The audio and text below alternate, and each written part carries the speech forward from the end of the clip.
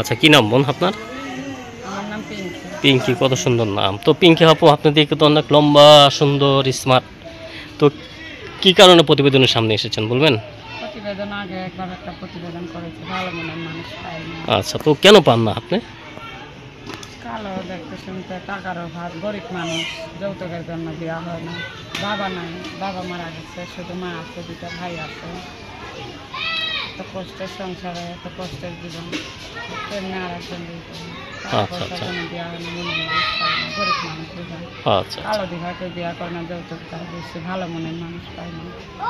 তো বোন, আপনি দেখতে তো অনেক সুন্দর লম্বা, কিন্তু আপনি নিজেকে নিজে কালো দাবি করছেন কেন? হ্যাঁ, আমি দেখতে কালো।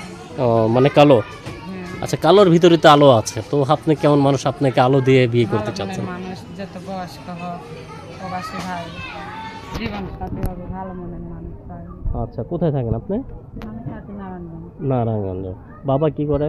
বাবা মারা গেছে। আচ্ছা, মা কি করে? মা বাসা বাড়িতে কাজ করে, দুইটা ভাই। আচ্ছা, কয় ভাই বোন আপনারা? দুইটা ভাই আছে, আমি একা। তিনটা ভাই বোন। তিন ভাই বোন। বুঝতেই তো পারছেন, বাবা নাই, সংসারে অনেক অভাবের সংসার। মা বিয়া করতে আইলে যৌতুকের টাকা চায়, আচ্ছা টাকার জন্য বিয়া হয়। আচ্ছা, এমনি কি লেখাপড়া হয়নি? লেখাপড়া অল্প ছিল, 8-9 আমার পড়ছিলাম, তারপরে বাবা মারা যাওয়ার পর আর লেখাপড়া করি। আচ্ছা, তো আরবি পড়া জানেন? হ্যাঁ, আরবি পড়াও জানি, আচ্ছা, আরবিও পড়ি। তো বোনের সব দিক দিয়ে তো মোটামুটি আছেন আপনি, ঠিক না? আচ্ছা, তো বর্তমান যে বিয়ে করবেন, এটা কি দেশে ভিতরে না প্রবাসে? দেশে হোক প্রবাসে হোক, ভালো মনের মানুষ পাইলে ভালো, বয়স্ক হোক, তাতে বাদে না যে সুখ শান্তি দিতে পারে। আচ্ছা কারণ আমরা অনেক প্রভাবিত লোক, একটু সুখ পাইতে সুখের আশা, অনেক কিছু মানুষের ধরে একটু সুখ পাইলে সেই সুখটুকু ধরে রাখার চেষ্টা করে। আমরা সেই সুখটুকু পাইনি, অল্প বয়সে বাবা মারা গেছে, মা একা অনেক কষ্ট করে আমাদের পালন করছে, আচ্ছা লেখাপড়া করাতে পারেনি। আচ্ছা, মানে সব মিলিয়ে অনেক কষ্ট হচ্ছে, ঠিক না? আচ্ছা, তো গ্রামের বাড়িটা নারায়ণগঞ্জে নাকি? না, গ্রামের বাড়িতে কুমিল্লাতে। কুমিল্লায়। আচ্ছা, তো নারায়ণগঞ্জে কত বছর যাবত আছেন? নারায়ণগঞ্জ 2-3 বছর যাবত আছে, বাসা বাড়ি ভাড়া থাকে। আচ্ছা আচ্ছা বাসা বাড়ি ভাড়া থাকে, এদিকে বাসা বাড়ি ভাড়া করতে যেতে পারি না, আর বিয়ার খরচা কেমনে জোগাইব না। আচ্ছা, তো কোনো ভাই যদি আপনাকে পছন্দ করে অথবা কথা বলতে চায়, কিভাবে কথা বলবে? এই একটা মোবাইল আছে, মোবাইলের মাধ্যমে কথা বলবো। আচ্ছা, নাম্বার কি মুখস্থ?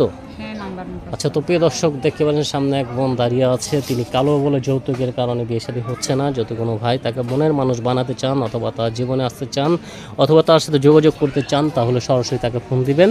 আর ভিডিওটি দেখলে তার নাম্বার পেয়ে যাবেন, স্ক্রিনে লিখে দেবো। আচ্ছা, তো নাম্বারটা মুখস্থ? হ্যাঁ, আচ্ছা, বলেন।